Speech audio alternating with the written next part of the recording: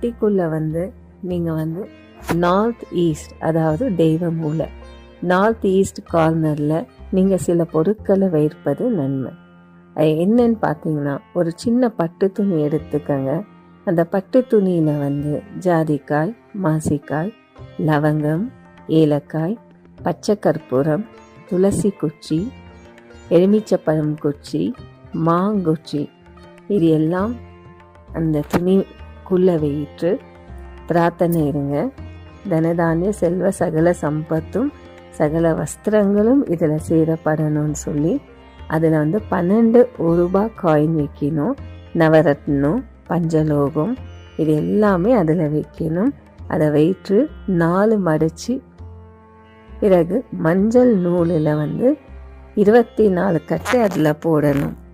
முன்பகுதி பின்பகுதி நல்லா கட்டிட்ட பிறகு